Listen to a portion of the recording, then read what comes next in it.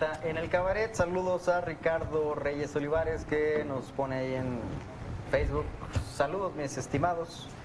Le devolvemos el saludo Ricardo, a Ricardo, saludos. Brian Ceniceros, David Calvo, Sara Brian, Blanco David. Medrano también nos están viendo en Facebook Saludos Live. a todos, muchas gracias. Y Los bueno, ya amamos, tenemos los ganador amamos. del libro.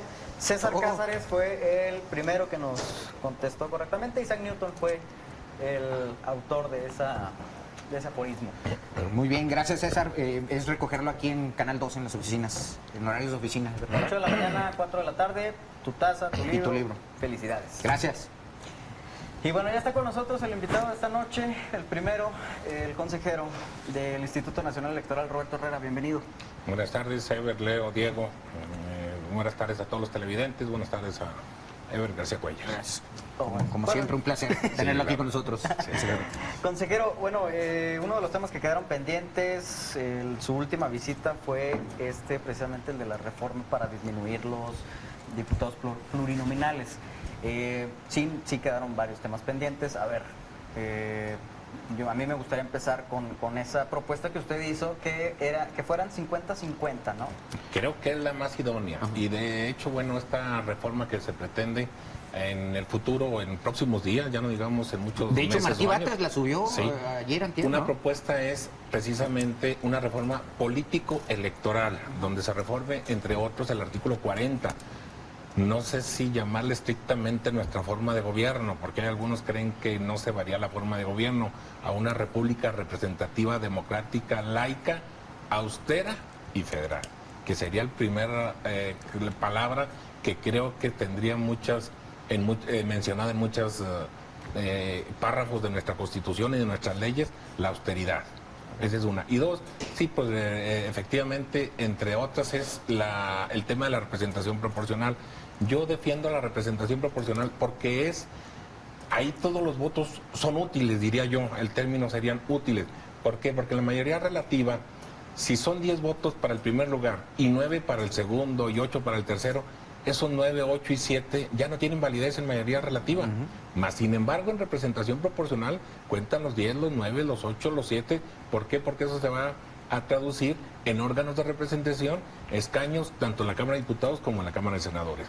Por eso creo que la validez de la representación proporcional, yo mencionaba la anterior ocasión, habría que fortalecerla. ¿Cómo? Con nuevas reglas. Claro. Pero yo partiría de que el voto que en representación proporcional tienen la validez todas. Y es el acercamiento precisamente de esos grupos minoritarios, de esos partidos políticos que no obtienen el primer lugar en votos, que se traduzca sus votos en un porcentaje de representación en ambas cámaras. Un balanceo Por de eso las ideas, creo ¿no? que debemos fortalecerla. Cambiando reglas, Claro. pero creo que debemos fortalecerla. A ver, Diego. A ver, por ejemplo, regresando un poco al tema de la reforma en general, o la reforma político-electoral, es bastante ambiguo que se establezca una república austera, ¿no?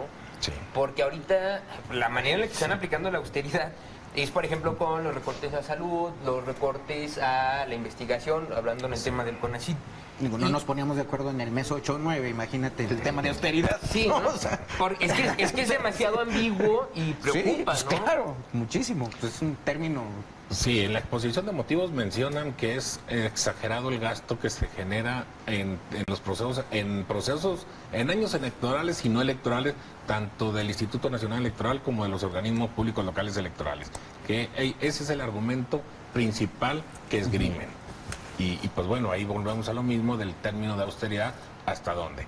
Claro. Pero yo lo defiendo el federalismo en el sentido de que los institutos estatales electorales han demostrado capacidad y profesionalismo, pero no nada más es eso. Yo creo que el porcentaje de renovación en todos los órganos de representación, creo que los ha avalado a los institutos estatales electorales. Y por qué no decirlos, también los tribunales estatales electorales. Ha habido alternancia, ha habido cambios de gobierno, cambios de partidos políticos, mayorías incluso en los congresos locales.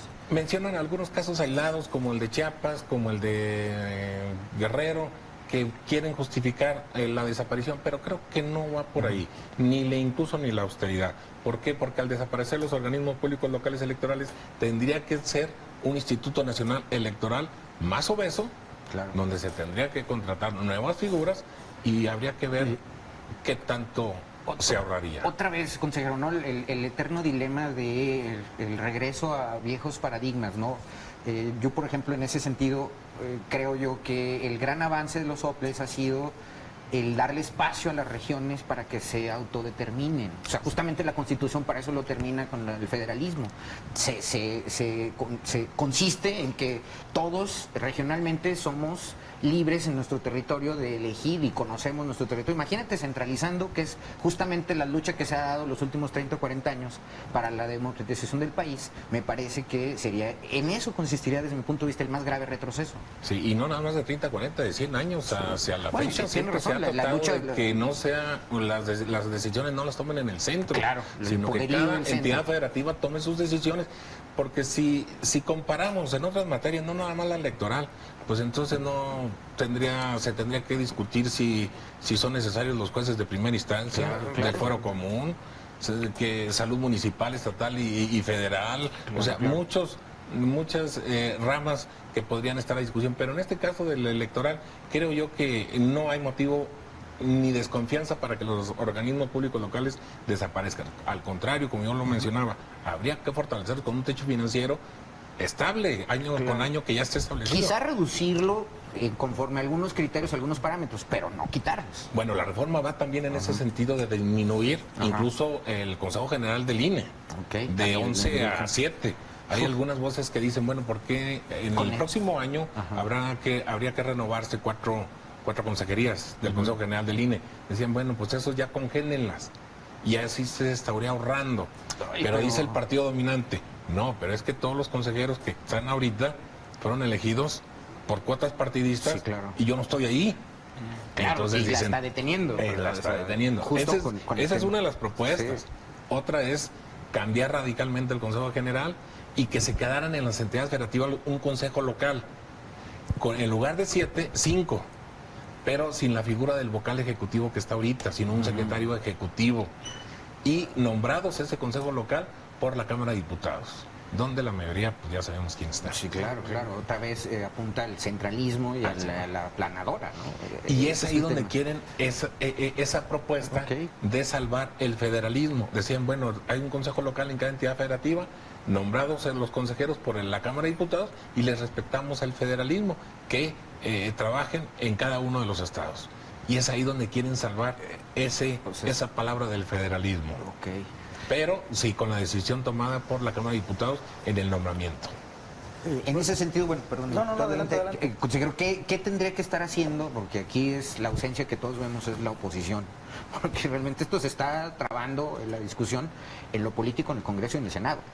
¿Qué tendría que estar haciendo la oposición? La oposición es alzar la voz definitivamente y elevar esa voz a todos los niveles. Pero también la ciudadanía, los medios de comunicación. Yo creo que a todo mundo nos atañe este tema, por la razón de que no puede haber una planadora que tome las decisiones en todo el territorio nacional, pero yo creo que un buen consenso sería que todos se sentaran a la mesa a dialogar y sacar un buen acuerdo. La anterior ocasión mencionábamos, si así se dan casos como el de Baja California, con 7 partidos uniéndose a una sola voluntad, imaginemos una sola. Por eso creo que cualquier decisión que se tome definitivamente tiene que ser de todos los partidos políticos, los representantes de partidos políticos, de la sociedad en general, y por supuesto aquí cualquier actor no sobraría. Medios de comunicación, sociedad, representantes del partido, todos. Yo creo que eso nos atañe a todos. Sería una reforma constitucional a gran escala, Y ahorita que tocó el tema de Baja California, ¿cómo va ese tema? ¿Cómo va ese proceso? En escasos unos días de que saliera la anterior legislatura, aprobó precisamente la reforma constitucional en el sentido de ampliar a 5 años el mandato de Bonilla, de Bonilla Valdés. Pero no se ha promulgado, no se ha publicado, y por eso es que no procedió a una acción de inconstitucionalidad promovida, si mal no recuerdo, por Acción Nacional, en el cual la Suprema Corte de Justicia de la Nación no le da entrada en virtud de que no se ha publicado. Pero también se pretende hacer una consulta popular donde se le diga, consulte a la ciudadanía, válgame la expresión, de decirles de si quieren a Bonilla 5 años o que se queden dos. Sí, esas Y además no vinculante, o sea, No vinculante. además no es Habría que vinculante, ver o sea. cuál es el porcentaje de votación Sí. para que lo pueda ser vinculante. Y en ese caso yo recuerdo también el tema de la representación proporcional. De 25 diputados, 17 son de mayoría relativa. Los 17 los gana Morena. 8 nada más son de representación proporcional. Sí, sí, sí. Por eso habíamos comentado la importancia de la representación proporcional. Claro, claro. En este sentido, creo que es de los estados o de las entidades federativas con mayor desproporción entre mayoría relativa y representación proporcional. Y que el origen de esa dualidad, la proporcional y la relativa, era justamente equilibrar. Equilibrar. Pero ahorita es- Y en este caso no llega ni siquiera al 50% de la representación de la oposición. Estamos hablando de 17 contra 8. Claro. De 8 de representación proporcional.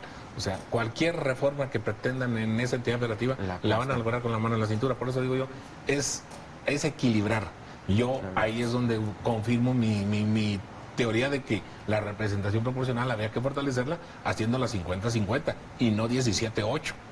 Claro, claro. Sí, es muy Aquí, desproporcional. por ejemplo, digo, yo destaco los comentarios de Marco Cortés, por ejemplo, que es el presidente nacional del PAN, ¿qué pasó con sus diputados en Baja California? O sea, por ejemplo. Sí, y incluso aquí en Durango llegó a pasar que todos los distritos de mayoría relativa, los ganaron solo partido, Sí. no hace muchos años.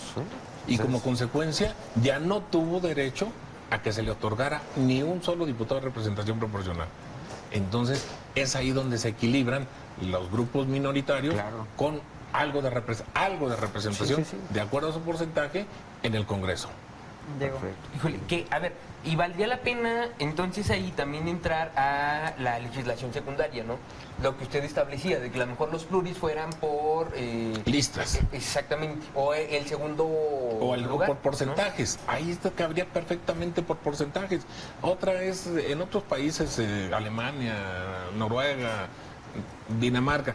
En algunos se utilizan por listas abiertas y cerradas. ¿Qué significa eso? Que en algunos casos los lugares de la representación proporcional en el listado lo otorgan los partidos, pero en otras es el ciudadano quien dice en qué prelación va ese listado. Claro, que hay esa opción que en la sea boleta, ese como nos mismo decía. ciudadano el que escoja en qué lugar quiere que ese diputado o senador de representación proporcional, si vaya en primero, segundo o tercer lugar. Ese también sería otra gran reforma con una precisamente representación proporcional, tomando en cuenta a la ciudadanía. Pero, híjole, es complicado porque ahí tendríamos que Sí, tomar en cuenta... cuando confiamos mucho en el Sí, ciudadano, ya vimos lo que pasa, ¿no? Un ciudadano, ya me imagino, digo, otra vez poniendo un símil, el ciudadano escogiendo de manera objetiva, analizando perfil, pues no lo veo. O sea, aquí han es- votado por consigna. Ahí es donde cabe precisamente Híjole, lo que yo he qué mencionado, barbaridad. lo que es la educación cívica, Sí. para poderle decir al ciudadano, emite tu voto de manera Claro. razonada. Pues aquí es, hasta por una lana votan por el que llegó al final, lo que les dio más. Sí, pero estás insinuando O que sea, compras digo, por votos. favor, o sea, aquí el estigma que hay contra los plurinominales es que no hacen campaña política. Que no hacen campaña. Que se ganaron por una cuota partidaria, pero hay que explicarle también a la gente que muchos que ganan por votos, pues son, por ejemplo, perfiles que no aportan a la a las legislaturas. Pero es que la representación proporcional también tiene que ver mucho hasta con los espacios en radio y televisión. Y por eso no hacen campaña también, porque si todos hiciesen campaña, pues estamos hablando de un listado de 32 senadores por cada partido político. Claro. A nivel senadoría y en diputados estamos hablando 200. de 200. Entonces también sería un tema de fiscalización. Y ahora pues, es parte de la sobrecarga que le han dado a los órganos electorales, que ahora, además de organizar elecciones, pues son fiscalizadores y reguladores. Y Una de las propuestas también de la reforma es que esa fiscalización de procesos locales sean precisamente esos consejos locales. pues, O sea, no estaría mal. O sea, Estamos bueno, hablando vamos a de digo, una gran reforma Sí. político-electoral, no nada más electoral, sino político-electoral. Sí, sí, sí. En ese tema también de la fiscalización dice, bueno, porque hay que quitarle al INE ciertas obligaciones o atribuciones y se las pasamos a los consejos locales. pues, no suena descabellado. No, o sea, no suena descabellado. Hay ciertas cosas que hay un no cúmulo están de descabelladas. experiencia acumulada bastante importante. Ahora, es que no sabemos a ciencia cierta cómo se van a comportar esas votaciones en la Cámara. O sea, cómo va a llegar la letrita Las letritas chiquitas, como en los contratos de esos de, Sí, de claro. las grandes empresas. Por eso sería bueno que haya un consenso, porque de todas maneras esto de la reforma, algunos pretenden que no pase el año, ¿eh? O sea, va a ser un albazo, digamos. En Sí, esta un madurete. precisamente en este periodo de sesiones. Y algunos estados, si mal no recuerdo, son 2 o 3 en el país, que van a tener elecciones y que empiezan en este mes su proceso electoral. A ellos se les estaría dando un año para que adecuaran su legislación Híjole, local. en pleno Por eso digo proceso yo, electoral. Pero creo que sí pretenden que esta reforma sea en este periodo de sesiones. Híjole, Pues, complicado. ojalá y habrá que estar al pendiente de esta Pues hay reforma, que ¿no? difundir y Sí, claro. transparentar y convocar al debate, porque realmente sí están haciendo un albazo, o sea, están haciendo la manita de puerco, digamos, por el poder que tienen en las cámaras, ¿no? Sí, por eso yo creo que les urge, porque de todas maneras de aquí al año que entra ya iniciamos proceso electoral. Recordemos, hay un tema también que la ley Bonilla y muchas no deben de pasar, porque recordemos que para hacer reformas electorales tienen que llevarse a cabo 90 días antes de que inicie el proceso. No en proceso electoral, no puedes cambiar las reglas en pleno proceso electoral, son 90 días antes de que inicie el proceso. Si el próximo proceso federal inicia en septiembre del 2020, entonces, 3 meses, 90 días atrás, entonces estaríamos hablando que si no es en este periodo, Ya no. o en el otro, Ajá, ¿no? En el, tenemos la en mitad el de del febrero, próximo año, abril. ajá. Sí, precisamente por eso tiene que hacerse el consenso ya. Híjole, Muy pues bien. complicado. Ya. Pues sí, le decimos, pues hay que estar pendiente de esta Sí, hay que reforma. transparentar todo, Así es. discutirlo. Sobre todo, digo, porque además, por ejemplo, pretende Morena quedarse con la presidencia de la Jucopo y igual tienen que hacer una reforma, Sí, claro. la quieren sacar así. Rápido. Y me parece que lo preocupante es que en lugar de estar discutiendo justamente estos temas, estamos todos centrados, o hables en redes sociales, en que la lona del mensaje del tercer informe fue eso, ¿no? Sí. Que sea tercer informe en lugar de primer informe. O que dijo Fifís y que otra Exacto. cosa, digo, O sea, ¿me explico? fácilmente desvían la atención, ¿no? de la discusión pública. Y se van a reelegir y están ahí haciendo ajustes, ¿no? O sea, Por eso el principio de certeza, el que yo mencionaba, y el de legalidad, no pueden cambiarse las reglas en pleno proceso y no pueden cambiarse las reglas cuando ya desde que tomaron posesión sabían a cabalidad cuáles eran las reglas. Sí, claro. Y cambiarlas cuando ya estoy sentado junto con mi mayoría, entonces habría que discutirse qué tan bien o qué tan mal estaría. Bueno, consejero, muchas gracias. Le por haber agradecemos, estado ha con sido un nosotros. placer, como siempre, consejero. Al contrario, Gracias. gracias a ustedes. Gracias. Hasta luego. Gracias. Continuamos en el